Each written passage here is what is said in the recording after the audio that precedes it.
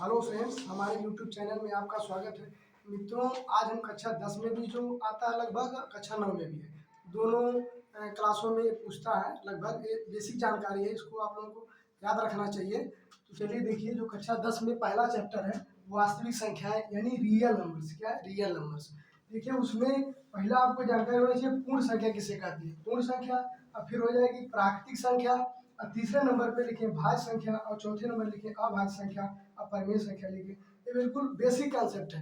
आज आप लोग को हम जानकारी देंगे कि पूर्ण संख्या क्या होती है। पूर्ण संख्या यानी इसको बोलते हैं होल नंबर। क्या बोलते हैं? Whole number. होल नंबर का मतलब क्या होता है? पूर्ण संख्या। जैसे इसको दिखाते हैं अंग्रेजी के कैपिटल अक्षर डब्ल्यू से। अंग्रेजी के कैपिटल अक्षर किससे दिखाते हैं? डब्ल्यू से। तो अब आ जाएगी पूर्ण संख्या की परिभाषा क्या होगी? वह संख्या जो जीरो से शुरू होकर, कहाँ से शुरू होकर? जीरो से शुरू होकर अनंत तक जाती है, यानी इन्फिनिटी तक जाती है। ऐसी संख्याओं को बेटा बोलते हैं पूर्ण संख्या। क्या बोलते हैं? पूर्ण संख्या। वह संख्या जो जीरो से शुरू होकर इन्फिनिटी तक जाती है, ऐसी संख्याओं को बोलते हैं पूर्ण संख्या। अब पूर्ण संख्या हो गई। अब देखिए, अब आ जाइए प्राकृतिक संख्या। प्राकृतिक संख्या क्या होती है? प्राकृतिक संख्या वह संख्या होती है जो एक से शुरू होकर कहाँ तक जाती है? इन्फिनिटी तक जाती है। कहाँ तक जाती है? इन्फिनिटी तक। एक से शुरू होकर इन्फिनिटी तक जाती है, अर्थात सबसे छोटी प्राकृतिक संख्या क्या हो गई? एक हो गई। इसको अंग्रेजी में बोलते हैं नेचुरल नंबर। क्या बोलते हैं बाबू? Natural number. नेचुरल नंबर का मतलब होता है प्राकृतिक संख्या। क्या होता है? प्राकृतिक संख्या। यानी सबसे छोटी प्राकृतिक संख्या क्या हो जाएगी? एक हो जाएगी। और सबसे बड़ी प्राकृतिक संख्या क्या हो जाएगी? इन्फिनिटी हो जाएगी। ध्यान दीजिए। अब तीसरी टॉपिक जो हम यहाँ पर लिखे हैं भाज्य संख्या। भाज्य संख्या।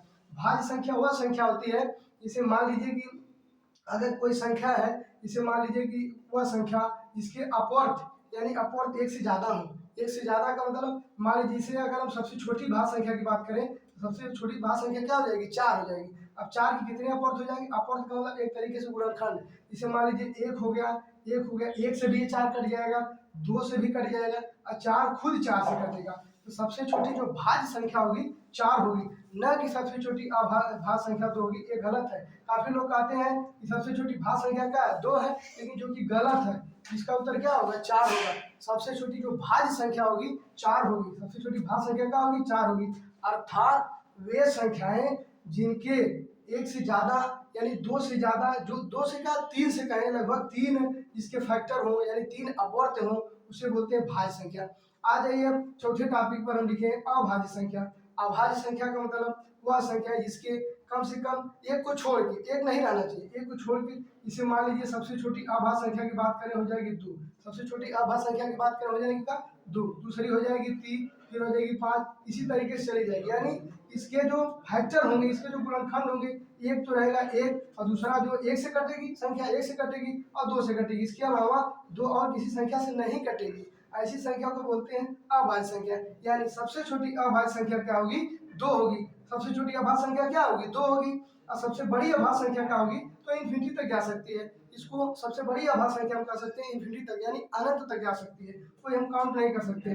अब आगे वो परिमेय संख्या। तो परिमेय संख्या को बोलते हैं रेशनल नंबर। इसको अंग्रेजी में बोलते हैं रेशनल नंबर। लेकिन इसको दिखाते किससे हैं? इसको दिखाते हैं बेटा, किससे दिखाते हैं?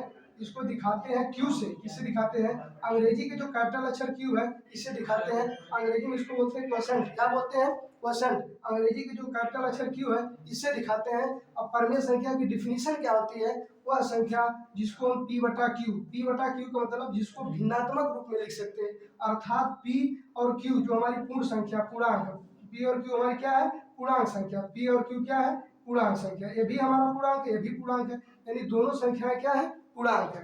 तो हमें लग रहा है कि ये बेसिक जानकारी आपको हो गई होगी।